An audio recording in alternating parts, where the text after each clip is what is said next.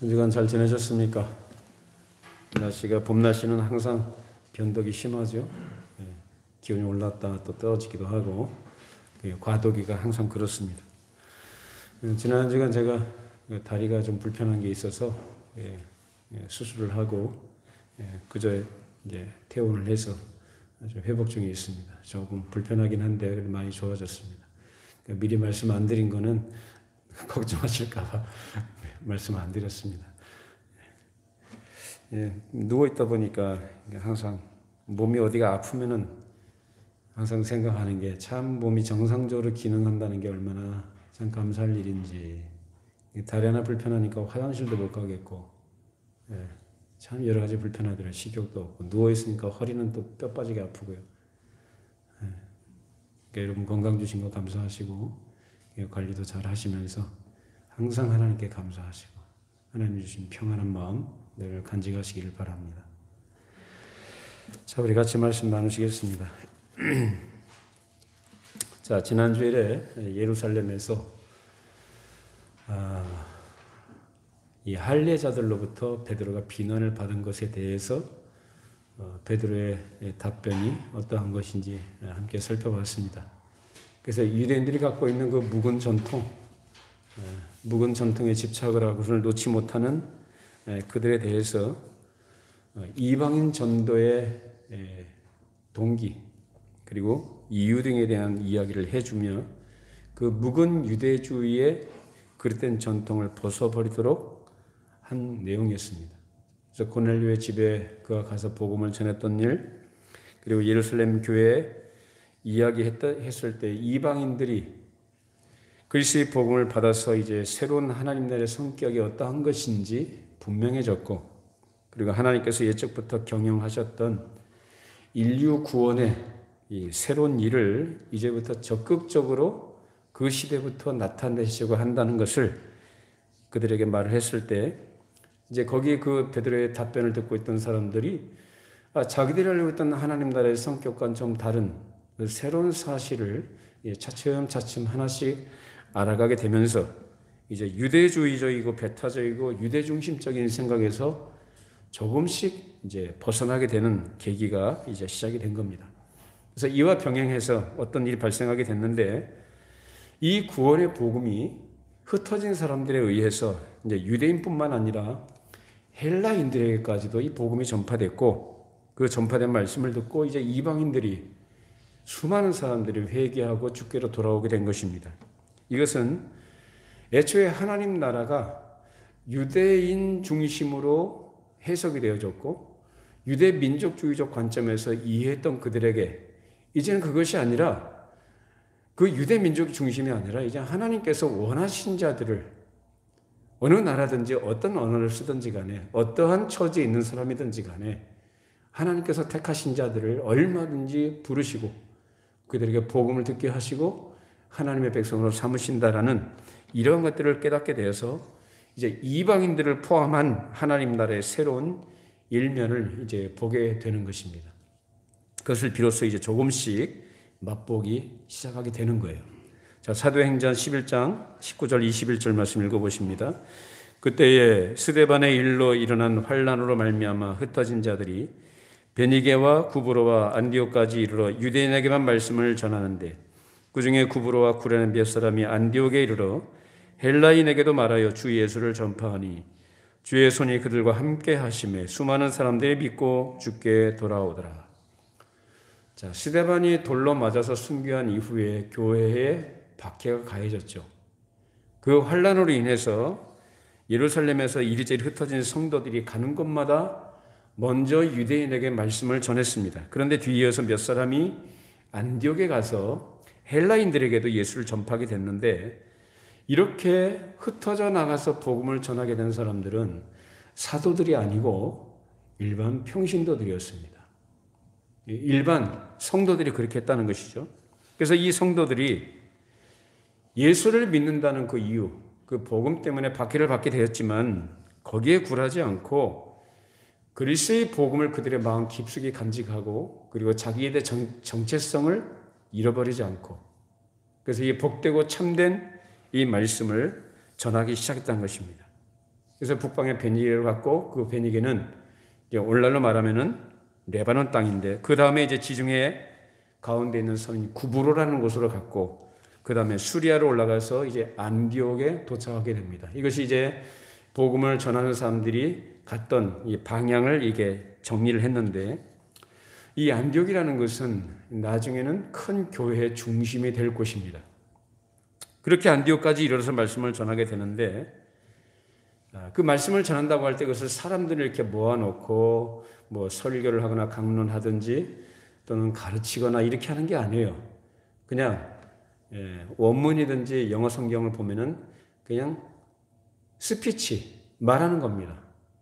그러니까 일상적인 대화하듯이 이렇게 말을 하는 거예요. 이 사람들이 누구를 상대로 대화를 하겠느냐? 먼저는 유대인들에게 먼저 얘기했지만은 그 다음에 누구요? 헬라인들에게 얘기를 했다. 그래서 이리저리 흩어져서 정처 없이 방황하는 그런 상황 속에서 그러니까 방황하다 보니까 농사를 지을 수 있나요? 농사라는 것은 정착한 곳에서 하는 행위죠. 그런 상황이 아니잖아요. 그러니까 농사를 지을 수는 없고 그러다 보니 이리저리 다니면서 할 일은 그들이 할 수 있는 일은 장사하는 일이었습니다. 어떤 장사를 하든지 또는 머리를 깎아주는 이발사 노릇을 하든지 은장색 노릇을 하든지 또는 그 당시에 사람들이 신고 다녔던 그 샌들이든지 이런 것들을 고쳐주고 수선하는 이러한 아주 잡다한 여러 가지 일들을 하면서 거기서 사람들을 만나게 될 거 아니겠습니까? 그래서 오며 가며 만나는 사람들, 관계하는 사람들에게 이제 그 말씀을 전하는 거예요. 나사렛 예수가 누구다? 메시아다. 그러니까 먼저 유대인들에게 가면 얘기했던 것은 기본적으로 유대인들은 어떤 사상을 갖고 있습니까? 메시아 대망 사상을 가지고 있죠. 그러니까 기본적으로 메시아에 대한 관심과 이해가 있기 때문에 당신들이 고대하고 있었던 그 메시아는 십자가에 달려 돌아가신 그리고 부활하신 나사렛 예수다. 그분이 바로 그리스도다라고 이렇게 가르쳐 줬던 거죠. 그렇게 해서 성령의 충만함을 받은 성도들이 흩어지면 그들이 가지고 있는 거룩한 하나님 나라의 씨앗, 그 씨앗을 여기저기 뿌리고 돌아다닌 거예요. 이렇게 해서 그리스도의 복음이 퍼져나갑니다.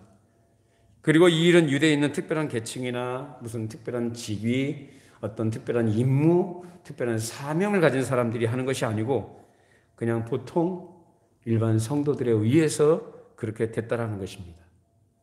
그러니까 박해를 받으니까 어디 모여 있을 수가 없잖아요. 일정한 장소에.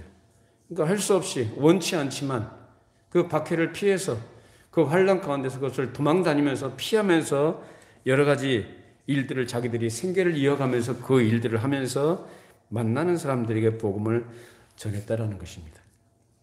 그런데 그 중에 몇 사람이 이제 수리아 땅에 있는 안디옥에 도착을 했어요. 그래서 이 안디옥이라는 것은 굉장히 큰 도시였는데요. 당시 로마 제국의 3대 큰 도시를 얘기하자면 첫 번째는 물론 당연히 로마죠. 로마가 가장 제1순위의 큰 도시였고 두 번째는 애굽에 있는 알렉산드리아예요. 그 다음에 세 번째가 오늘 본문에 등장하는 이 수리아에 있는 안디옥이라는 대도시입니다. 그래서 이 안디옥은 이 로마 제국 안에서 특별히 헬레니즘이라는 문화가 꼽히는 중심지였고 군사 경제적으로 매우 중요한 요충지였습니다. 그러니까 상업도 발달했을 것이고 많은 사람들이 왕래하는 그런 교통의 요충지가 되기도 했겠죠. 그곳에 예수를 믿는 헬라파 유대인들이 도착을 하게 됩니다.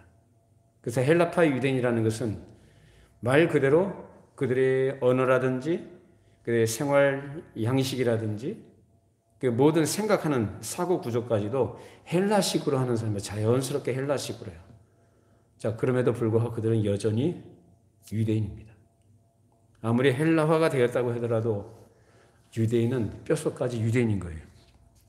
그 중에 우리가 잘 알고 있는 이제 사도 바울이라는 사람도 헬라파 유대인이고요. 이 사람은 어디 출신입니까? 길리기아 다소 출신이죠. 그리고 바나바, 오늘 본문에 나온 바나바도 마찬가지로 이 사람 구브로 출신이에요. 헬라파 유대인들입니다. 어쨌든 이 헬라파 유대인들이 차츰차츰 안디옥으로 들어와서 여러 사람들을 만나게 되는데 그곳에 있는 유대인들, 특별히 외에 이제 헬라인들에게까지도 주 예수를 전했습니다. 그러니까 예수를 전하니까, 말씀을 전하니까 그때 주의 손이 그들과 함께 하셔서 많은 사람들이 회개하고 주께로 돌아오게 됐다. 주의 손이 함께 하시는 가운데 그런 놀라운 회개의 역사가 일어났던 것입니다. 자, 우리가 이 일은 그냥 성경 몇 구절 읽으니까 간단하게 이루어진 일 같지만은 그렇게 간단한 얘기가 아니죠. 유대인들 입장에서는 그들이 꺼리는 이방인들에게 관계조차 갖고 싶지 않은, 상종하고 싶지 않은 이방인들에게 복음을 전한다는 것도 쉽지 않은 일이었을 것이고, 게다가 유대인의 묵은 전통을 깨트려 나가는 이 일들이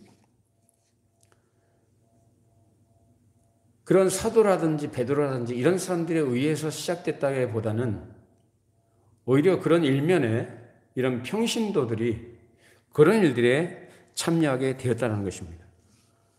그래서 기독교가 역사적으로 위대하게 발전해 나갈 때 특별한 직위를 가진 특별한 사람들에 의해서만이 아니고 하나님의 성령의 충만함을 받은 그런 사람들이 일상생활을 해 나가는 가운데서 일반 평신도들이 일어나서 활동을 해 나간 것입니다. 이것이 바로 우리 기독교의 아주 중요한 특징이라고 할 수 있습니다. 하나님의 나라는 어떤 특별한 직위를 가진 사람이나 직분자가 아닌, 그런 사람이 아닌, 오히려 압도적으로 평신도들에 의해서 이루어진 줄로 믿습니다. 왜냐하면 하나님의 나라는 사람의 높고 낮음 그에 의해서가 아니라 하나님께서 원하신 자들을 통해서 일을 이루어 나가시기 때문입니다. 그런데 후세의 카톨릭은 이것을 이제 왜곡을 하죠. 억지를 부려서 하나님 나라는 그게 아니다 라고 해서 거꾸로 해서 어떻게 해요? 직분자들을 통해서 그것이 이루어진다라고 이렇게 가르치기 시작을 했어요. 많이 이제 성경에서 이탈하게 되죠. 그래서 교회를 계급구조로 만들고 수직구조로 만들어서 교권주의를 강화하게 됩니다. 근데 기독교는 그렇지 않습니다. 복음 앞에 모든 사람이 평등한 줄로 믿습니다. 복음 앞에 모두가 하나인 줄로 믿습니다.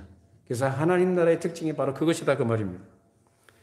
근데 처음에 성령께서 역사하셔서 자연 발생적으로 일어난 이 사실을 볼 때에 이 평신도에게서 이런 큰 놀라운 일들이 일어났다는 것이 오늘 우리가 중요하게 생각을 해봐야 될 점이에요. 마치 누룩과 같이 일반 평신도들이 대단한 일을 하거나 특별한 프로그램을 갖거나 계획을 가진 것이 아니라 그들의 일상을 살아가면서 삶의 현장 속에서 구석구석에서 그들의 생계를 꾸려가는 가운데서 말씀을 전하는 거예요. 체계적으로 전하는 것도 아니에요. 그냥 나사렛 예수가 십자가에서 죽으셨는데 그분이 부활하셨다. 근데 그분이 하나님의 아들이었다. 그분을 믿는다. 그분을 믿는 자는 누구든지 죄의 사함을 얻고 하나님의 거룩한 백성이 된다. 이 사실을 가르쳐주는 거죠. 그래서 이러한 일들을 그들의 조그만 일터에서 일하면서 만나게 되는 사람들에게 말씀을 전해주면서 그렇게 해나갈 때에 놀라운 일들이 발생하게 되었다는 것입니다. 우리 성도 여러분들이 전도라는 것에 대해서, 복음을 전하는 것에 대해서 물론 어렵게 생각하거나 부담을 가질 거 없습니다. 어떤 목표를 정하고 어떤 계획에 의해서 하는 것도 필요할 때가 있겠지만은 성경에 보면 그런 걸 말하지 않아요. 그러니까 일상 속에서, 평신도들은 일상 속에서 그들의 생계를 꾸려가는 가운데서 거기서 접촉하는 사람들, 관계되는 사람들, 오며 가며 만나는 사람들에게 그냥 자연스럽게 일상적인 대화를 하듯이 그렇게 자기가 알고 있는 예수에 대해서 전해주는 거예요.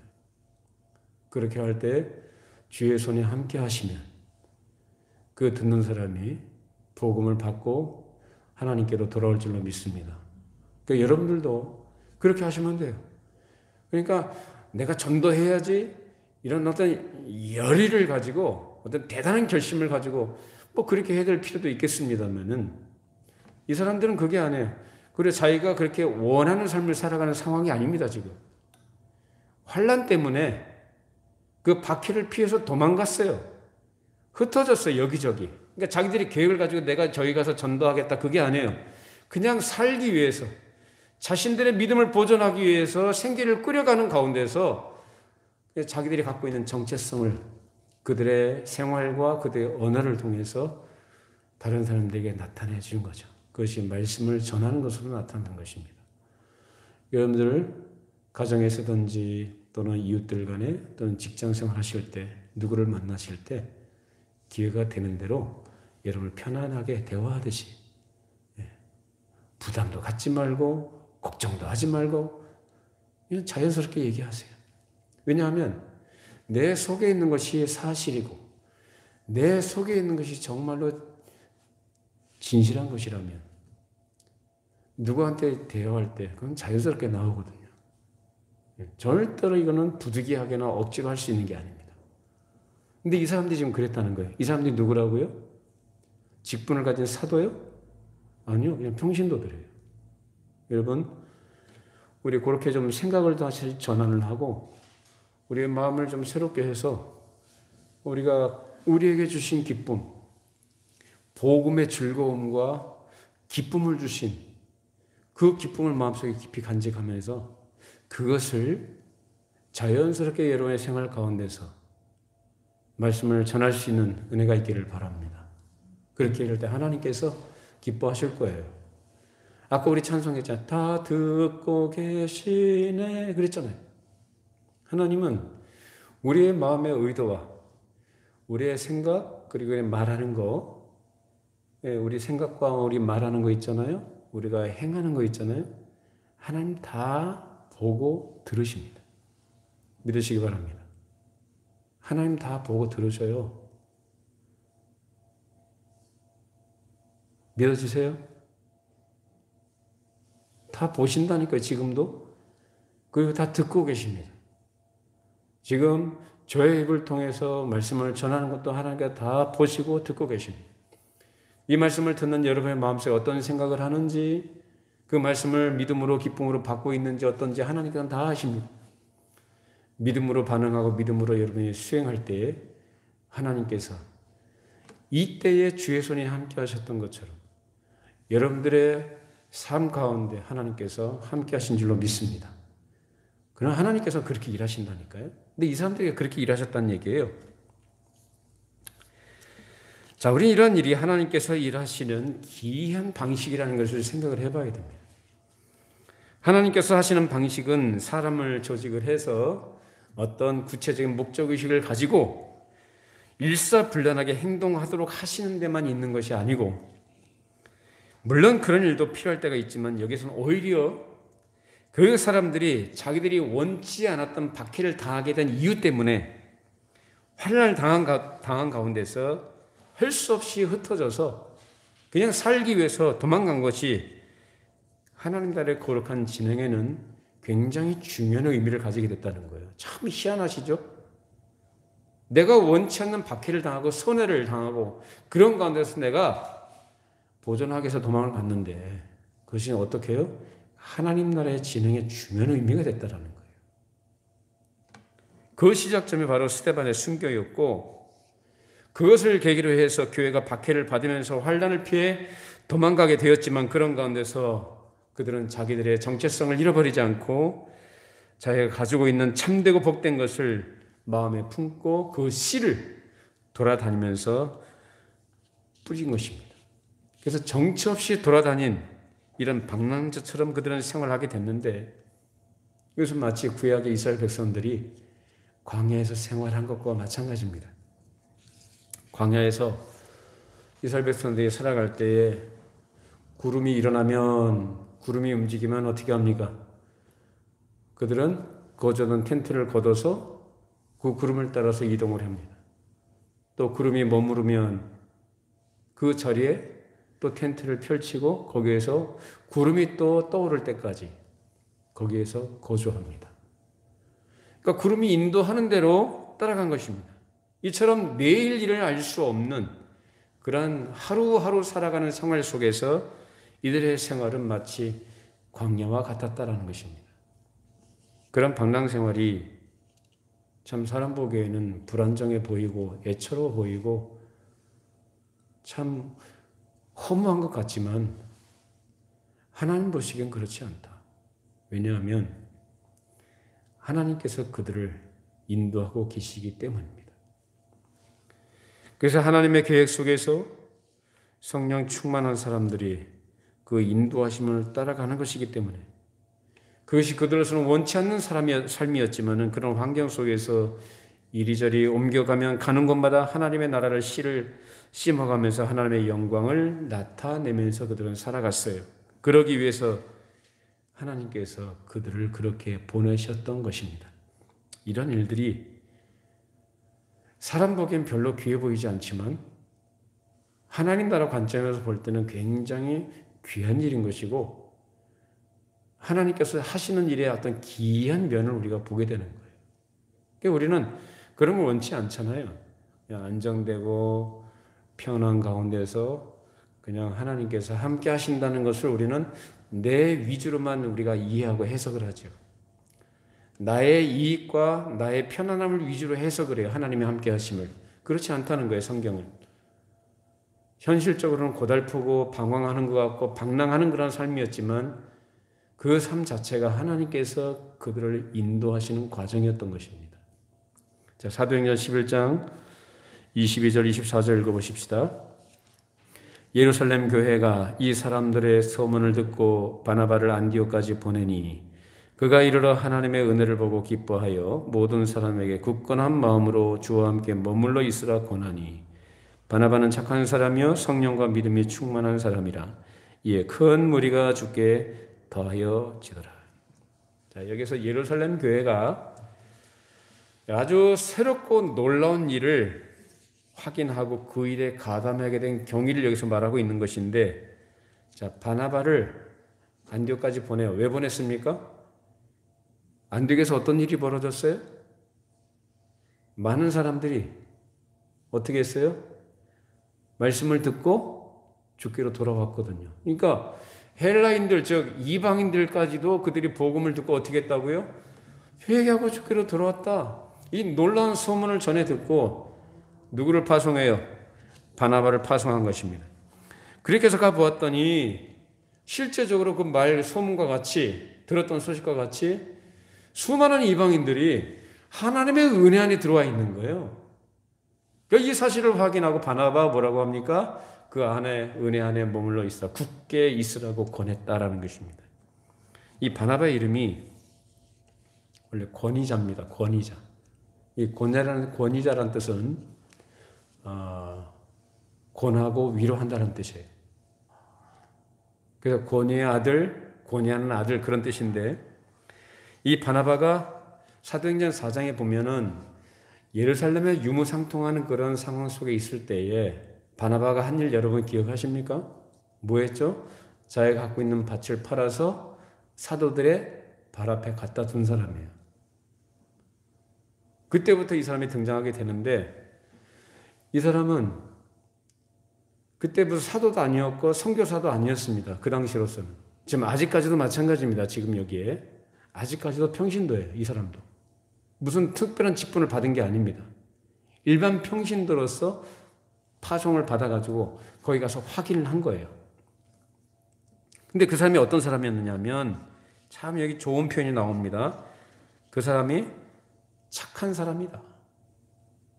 착한 사람이고 성령과 믿음이 충만한 사람이다. 여러분 모두가 그런 분들이 되시기를 바랍니다. 저는 여러분들이 다 착하신 분들이라고 생각을 해요. 참 착하다, 악하다. 어떤 사람을 평가를 할 때, 저 사람은 참 착해. 그러면은 거기에는 모든 긍정적인 그러한 어떤 표현들이 다 들어가 있다고 생각을 합니다. 근데 바나바가 그런 사람이었다는 거예요. 기본적으로 예수 믿는 사람은 착해야 됩니다. 그렇게 생각되십니까? 네. 예수 믿는 사람은 착해야죠. 저 사람 참 착해. 그리고 더해서 거기에 성령과 믿음이 충만한 사람이었다라는 거예요. 그래서 그런 마음과 그런 성령 충만한 가운데서 이제 여기저기 다니면서 사람들을 기쁨으로 위로하고 권유하는 일들을 하고 다니니까 수많은 사람들이 더해졌다라고 얘기합니다. 이처럼 예수 그리스도의 복음이 전파되는 본질적인 운동은 유대인들을 중심으로 하지 않고 하나님께서 택하신 백성은 어느 나라, 어떤 언어를 쓰든지 간에 하나님께서 그 일에 쓰시는데 그 일에 누가 주동이 되느냐 할 때 오늘 본문에 보면 사도들이 주동이 돼서 앞장서 적극적으로 그 일을 밀고 나갔다기보다는 환난을 당해서, 그러니까 여기는 이름도 등장하지 않습니다. 이름도 등장하지 않아요. 말 그대로 무명의 평신도들이 자기의 생활을 해 나가면서 그 일을 한 것입니다. 하나님의 나라는 이처럼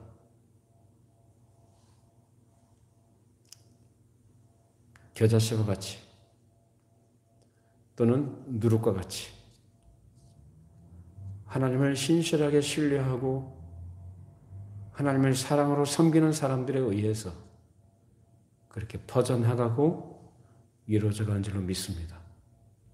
저와 여러분들이 그 일에 참여한 하나님의 일꾼들이 되시기를 바랍니다. 자, 우리가 여기에서 볼 것은 어떤 어려운 처지에 있든지 이렇게 자기 생활을 해 나가면서 하나님 나라를 섬길 때에 하나님 나라의 큰 일을 언제든지 이룰 수 있고 나타낼 수 있다는 것입니다. 내가 큰 일을 하겠다가 아니라 그저 내 생활 속에서 어떤 처지에 있든지 간에 이 사람들은 우리가 생각할 때 처지라고 하면 참 불안정하고 어려운 처지에 있어요. 그냥 하루하루 벌어 먹고 살아가는 그런 처지에 있는 사람들이에요. 생계를 이어가면서 거기서 그냥 자연스럽게 얘기하는 거예요. 자연스럽게. 근데 그것이 하나님께서 일하시는 방법이었다. 굉장히 큰 놀라운 역사들이 일어나게 되는 것입니다. 이 바나바라는 사람도 그 당시 이렇게 평신도로 활동을 했는데 나중에 안수를 받고 선교사가 돼서 나중에 사도 바울과 같이 사역을 하게 됩니다만 지금은 아직까지는 평신도로서 열심히 주를 섬기고 교회를 섬겨 나간 것입니다. 이런 상황 속에서 복음으로 많은 사람들이 주께 돌아오게 됐는데 이제 이 복음으로 인한 그 결과가 어떤 그 일이 본 궤도에 오르게 됩니다. 자, 사도행전 11장 25절 26절 읽어보십니다. 바나바가 사울을 찾으러 다소에 가서 만나매 안디옥에 데리고 와서 둘이 교회에 1년간 모여 있어 큰 무리를 가르쳤고 제자들이 안디옥에서 비로소 그리스도인이라 일컬음을 받게 되었더라. 자, 안디옥에서 일어난 일로 인해서 이제 많은 사람들이 모이게 됐습니다. 그리고 이 사람들을 이제 올바르게 가르쳐서 온전한 그리스도인으로 세울 필요가 생긴 것입니다. 여기서 바나바의 큰 지혜와 그리고 하나님 나라의 일이 정상적으로 전개되는 중요한 단계를 보게 되는데 그 일이 이루어지기 위해서는 먼저 뭐가 되는 겁니까? 첫 번째는 뭐가 이루어져야 됩니까? 말씀이 전해져야 되는 거예요. 복음이 전해져야 돼요. 근데 그 말씀을 듣고 주의 손이 함께 하시는 가운데서 사람들이 이제 모이게 될 것 아니겠습니까? 모이게 되면 어떻게 되죠? 그것이 이제 교회가 되어지는 거예요. 그럼 어떻게 됩니까? 그렇게 모인 사람들 어떻게 돼요? 이제 말씀을 차근차근 이제 세계적으로 가르쳐야 될 필요가 생기게 되는 것이죠. 이제 그 단계가 된 거예요. 어디가요? 이 안디옥에서 그 일이 이제 시작되는 겁니다. 이 안디옥의 건실한 교회를 조직해서 이제 말씀을 가르칠 필요가 생긴 것이죠. 자, 그런데 문제가 발생했어요. 지금 바나바가 이 일을 감당하기에는 너무나 힘이 붙이는 거예요. 일손도 부족하고 자기가 감당할 수가 없는 거예요. 그래서 누구를 찾아 나섭니까? 사울을 찾아 나서게 돼요. 여기저기 수소문을 했겠죠. 사울이라는 사람이 어디 있느냐. 수소문을 해가지고 나중에 찾다가 나중에 다소에 가서 여기에서 사울을 만나게 됩니다. 그래서 사울을 그 다소에서 데리고 어디로 옵니까? 안디옥으로 와요. 그래서 여기서 둘이서 이제 1년 동안 열심히 그 안디옥에 있는 사람들을 그 제자들을 부지런히 가르칩니다. 하나님의 말씀의 도, 하나님 나라의 도, 예수 그리스도를 믿는 도에 대해서, 이 구원의 도리에 대해서 열심히 가르쳤습니다. 자, 그렇게 해서 열심히 가르치고 먹이기 시작을 했는데, 그렇게 1년 동안 가르치니까 이제 제자들이 안디옥에서 어떤 사람이 됐느냐? 비로소 거기서 누구라? 그리스도인이라 일컬음을 받게 됐다. 그러니까 그리스도인이라 칭함을 받게 됐다라는 거. 여러분, 옛날에 그 당시에 그리스도인 그러면 어떤 뉘앙스를 했을까요? 어떤 의미로 그리스도인이라고 했을까요? 사실 그렇게 명예로운 칭호는 아닙니다. 우리가 한 번씩 뉴스를 보면은 그 교회와 관련된 기사가 나오면 그 뒤에 밑에 댓글들을 달아보면은 욕하는 사람들이 많아요. 뭐라고 욕을 하냐면은, 내가 한번 봤는데, 예수 믿는 것들, 어떤 예수쟁이, 이런 표현들도 있더라고요. 그러니까 경멸하는 거죠. 사실 안디옥에서 그리스도인의 칭함을 받게 된 것, 이것은 그런 경멸이라는 의미까지는 아니겠지만은, 나사렛 예수, 그러면 그 당시 사람들이 어떻게 인식을 하고 있습니까? 이단의, 유대인들 입장에서 봤을 때는 누구예요? 이단의 괴수거든요. 그러니까 십자가, 중범죄자들을 처형하는 십자가라는 형틀에서 매달려 죽임을 당한, 사형을 당한 사람이거든요. 그를 누구로 믿는 거예요? 그리스도로, 메시아로 믿는 자들이다. 예, 그런 뉘앙스가 포함이 되어 있는 것이거든요. 자, 이 사람들이, 제자들이 그렇게 1년 동안 바나바와 바울에 의해서, 사울에 의해서 그렇게 말씀을 배우고 거기서 그리스도의 칭함을 받게 되었다고 한다면 그 사람들은 어떻게 변화가 되었을까라는 것도 우리가 생각해 볼 수가 있겠죠. 이전까지는 그리스도인이라 불리움을 받지 않았어요. 그것은 곧 그 당시 문화와 그 당시 현실 속에서 세상 사람들과 방불한, 그런 의미에서 동화되어져 있는 그러한 상황에 있던 사람들 아니겠습니까? 그런 의미에서 어떤 사람들에 의해서 차별도 받지 않았을 것이고, 멸시도 받지 않았을 것이고, 배척을 당하지 않았을 거예요. 근데 이제 말씀을 듣고 이제 달라진 거예요. 우리가 도덕적 관점에서 본다면 이 사람들 어떻게 달라졌을까요? 자기중심적이고 이기적인 사람이었다면 어떻게 달라졌을까요?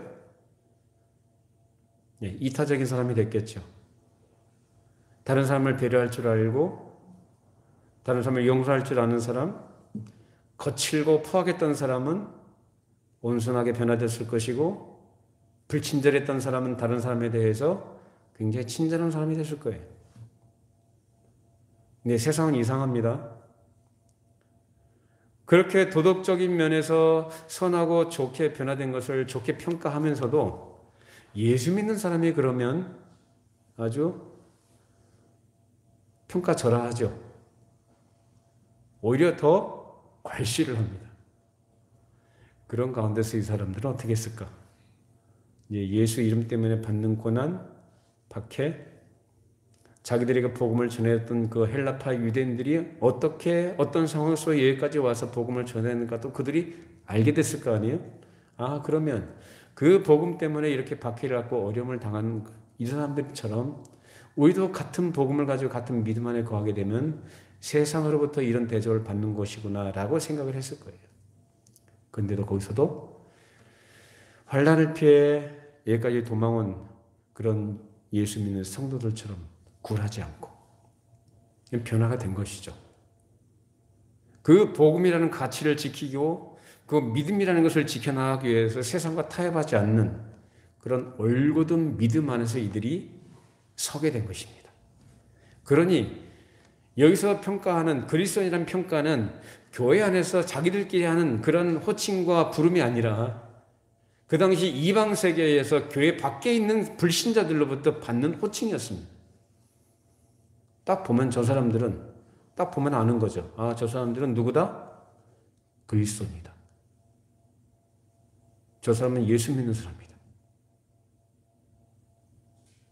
겉으로 어떻게 보면 멸시를 하고 괄시를 하는 것 같지만 그들은 속으로 인정은 했을 거예요.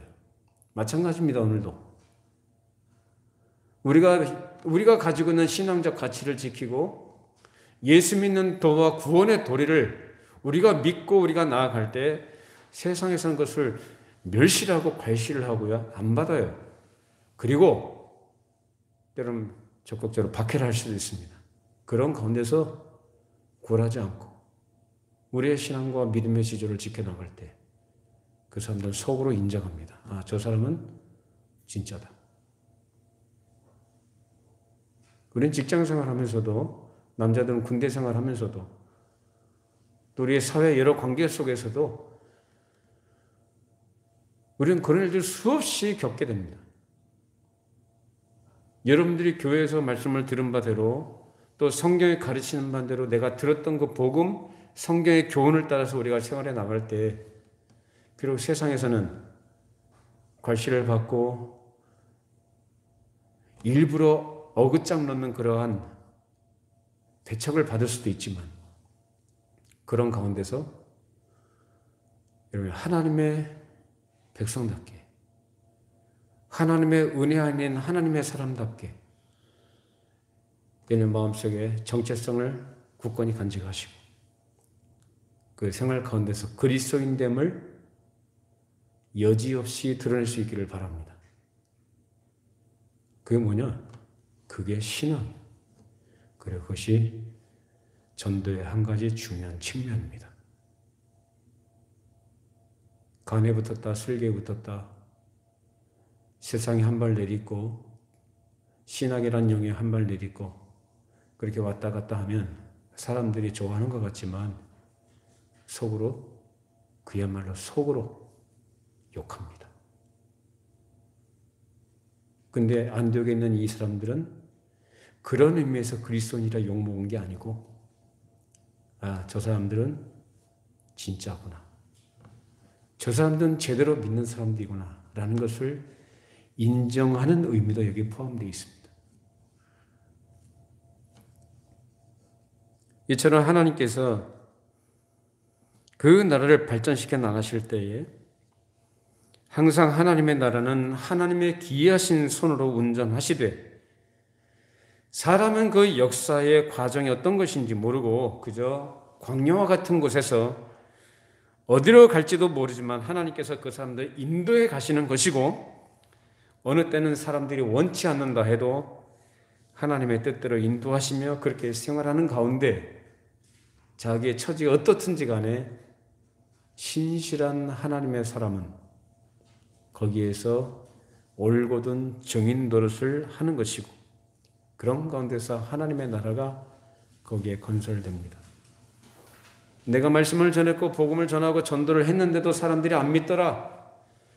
낙심하거나 절망할 필요 없습니다. 그건 하나님께서 하실 일입니다. 여러분들은 그 자리에서 여러분의 몫을, 여러분의 역할을 충실히 하는 것으로서 거기에 하나님 나라를 증거하는 증인이 되는 줄로 믿으시길 바랍니다. 나머지는 하나님께서 하실 거예요. 또 바나바와 같이 착하고 성령과 믿음이 충만한 사람을 통해서 사람들을 만나게 하시고 그의 지혜로 사울과 같은 훌륭한 친구를 찾아서 이제 죽기로 돌아온 많은 사람들을 열심히 가르치는 일을 하도록 하신 이런 하나님의 역사하심이 이런 하나님의 놀라운 은혜의 역사의 결과를 얻게 된 것입니다. 서로 즐겁게 협력하는 거죠. 그리고 하나님 앞에 충성하는 마음을 가지고 그 일을 하게 될 때 하나님의 일하심을 보게 되는 것입니다. 저와 여러분들이 오늘 말씀의 교훈을 따라서 우리 일상 속에서 우리의 생계를 이어가고 우리가 사회에서 활동하는 그 가운데서 자연스럽게, 그야말로 자연스럽게 하나님께서 주시는 마음 가지고 여러분이 말씀을 전할 수 있기를 바랍니다. 말씀을 전할 때 주의 손이 함께 하실 때 그 사람들이 주께로 돌아오게 되는 역사가 있게 될 것입니다. 우리 교회는 그 일을 위해서 존재합니다. 다른 것이 아니라 그 복음을 위해서 존재하고 그 말씀을 전한 자들로 채워지고 그 말씀으로 하나 된 가운데서 하나님을 참되게 섬기는 그런 믿음의 공동체로 하나님께서 부르셨습니다. 여러분, 한 사람 한 사람이 평신도의 위치에서 그 중요한 역할을 감당케 된 것입니다. 돌아가셔서 말씀 생각하시면서 예수 그리스도, 예수를 전파했듯이 우리들도 예수를 전파하는 우리의 일상, 우리의 삶이 되시기를 간절히 바랍니다. 기도하겠습니다. 걸어가신 하나님 아버지, 환난을 피해서 안디옥까지 흩어진 성도들이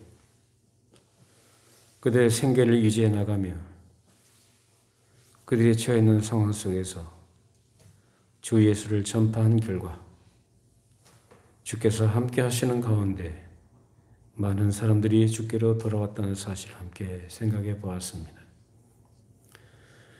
어떤 직위나 어떤 임무와 사명을 가진 것이 아닌 복음을 받고 복음으로 생명을 얻은 주와 연합된 하나님의 백성들이 가는 곳곳마다 복음의 씨앗을 뿌려 그 씨앗이 좋은 결실을 맺게 되었다는 사실을 생각해 볼 때 오늘날 주께서 우리 교회에 우리 각 사람에게 무엇을 원하시는지 깊이 생각해 주시고 우리가 돌아가서 주의 말씀대로 우리에게 가르쳐주고 깨우쳐 주신 바대로 만나는 이들에게 우리와 관계를 갖고 있는 이들에게 내가 알고 있는 내가 믿고 고백하고 있는 예수 그리스도의 복음의 도리를 기쁘게 전하게 해주시고 그런 가운데 주께서 좋으신 은혜로 또 선한 손길로 함께 해주셔서 그들도 이 거룩한 도리에 동참케 해주시고 구원에 참여할 수 있도록 축복하여 주시옵소서. 그래서 우리를 통하여 이 지역에 우리 가정에 또 우리가 살아가는 우리 삶의 모든 영역 속에 하나님의 나라가 이루어지게 해주시고 주의 거룩하신 영광이 나타나게 하여 주시옵소서. 예수님의 이름으로 기도하옵나이다. 아멘. 자리에서 일어나시